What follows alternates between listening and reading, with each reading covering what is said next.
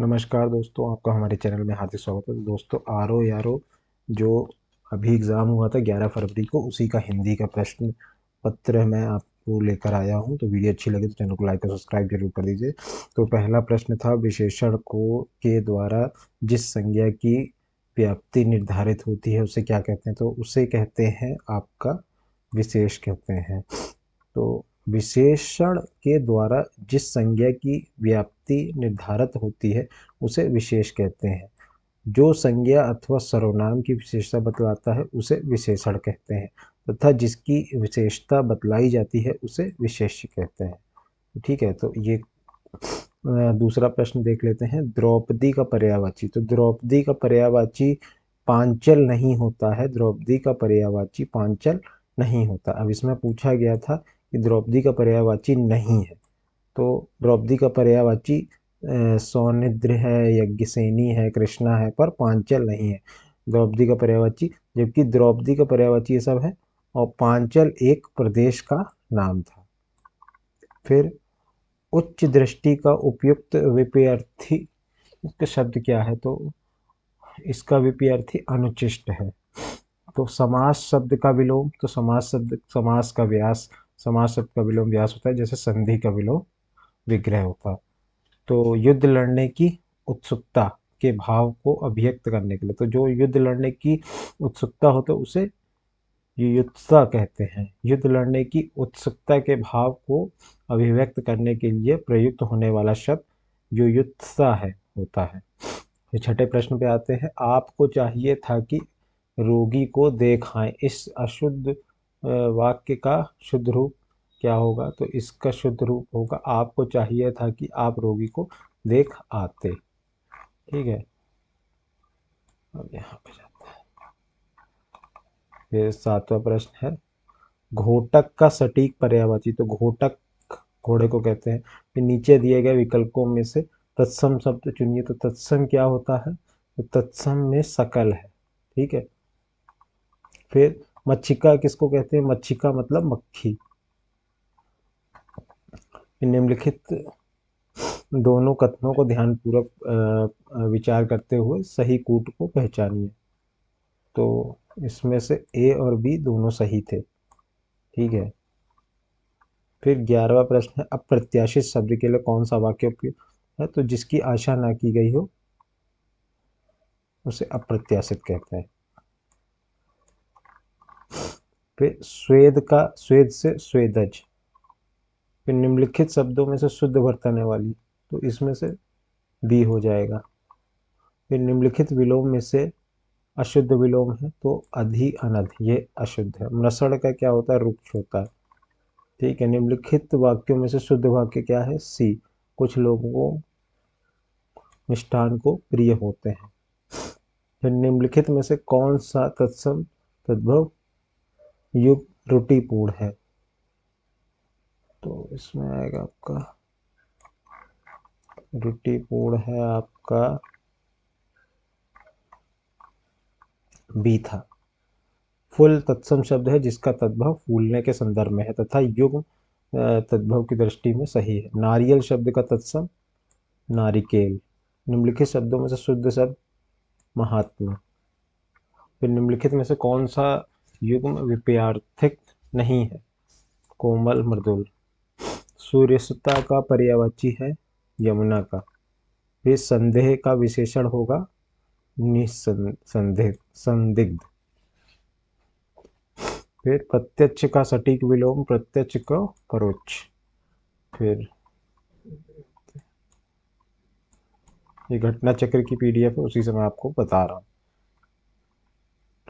इसमें से गंगा का मृगांक नहीं है, बाकी आँख का लोचन और इंद्र का पुरंदर होता है। फिर निम्नलिखित में से तत्सम तद्भव में कौन सा युग्म त्रुटिपूर्ण है? तो बी, कपाट कपड़ा त्रुटिपूर्ण है। परितिका का शब्द का प्रयोग होता है डी, उस स्त्री के लिए जो पति द्वारा छोड़ी गई हो। भीतर का अभ्यंतर। फिर शुद्ध विलोम युग्म का चयन कीजिए। ऐहिक का अलौकिक।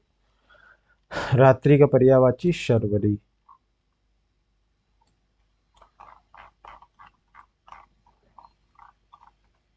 फिर प्रतिबिंब का विशेष होगा आपका प्रतिबिंब। निम्नलिखित वाक्यों में से एक वाक्य शुद्ध है, उसे पहचानिए। तो आपका उपरोक्त पंक्ति अच्छी नहीं है, ये शुद्ध है। वह खंबा गिर जाएगा, इस पंक्ति में कौन सा विशेषण है? निश्चयवाचक सर्वनाम विशेषक है। फिर दृश्य मनोरम था, इस वाक्य में प्रयुक्त विशेषण है गुणवाचक विशेषण। वर्तनी के अनुसार शुद्ध शब्द का चयन कीजिए, तो इसमें शुद्ध शब्द वधु लिखा हुआ सही शब्द है।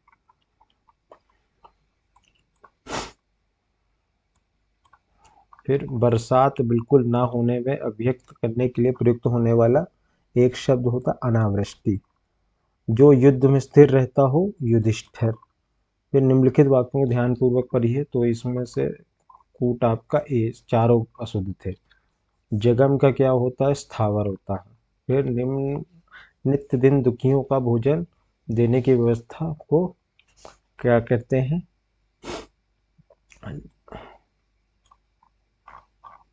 इसको कहते हैं आपका नित्य दिन दुखियों को भोजन देने की व्यवस्था को प्रयुक्त होने वाला एक शब्द सदा व्रत होता है। फिर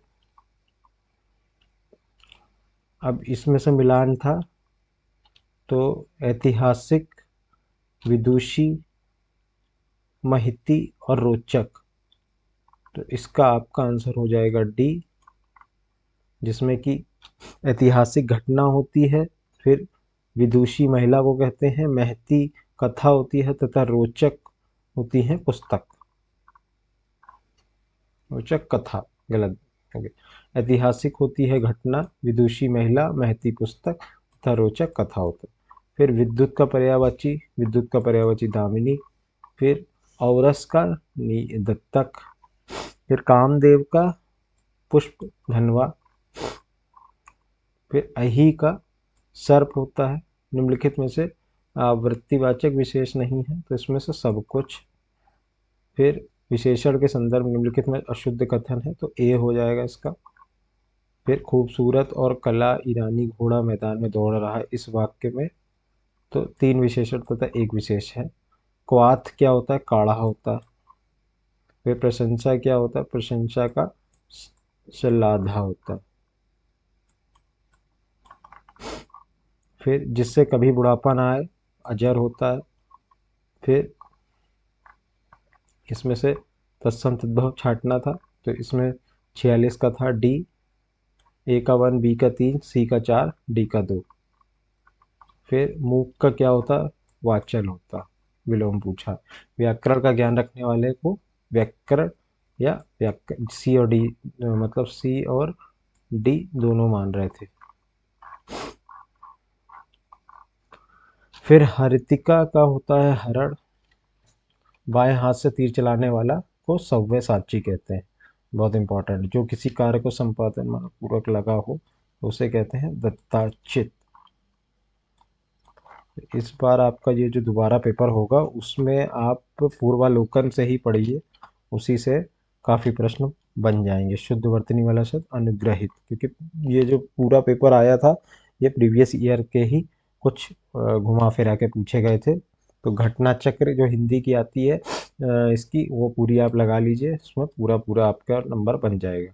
वीडियो अच्छी लगे तो चैनल को लाइक और सब्सक्राइब जरूर कर दीजिए। अवनी का होगा अचला। फिर विशेषण की विशेषता बताने वाले को प्रविशेषण कहते हैं। फिर अवसाद का होता है उल्लास, विलोम। तो ये आपके 60 प्रश्न हो गए हैं। वीडियो अच्छी लगी तो चैनल को लाइक सब्सक्राइब कर दीजिए। और इसकी ये जो पूरी पीडीएफ है, आपको हमारे Telegram channel trick coaching centre पर मिल जाएगी। इसकी लिंक डिस्क्रिप्शन बॉक्स में मिल जाएगी। तो वीडियो अच्छी लगी तो चैनल को लाइक सब्सक्राइब जरूर कीजिए। धन्यवाद।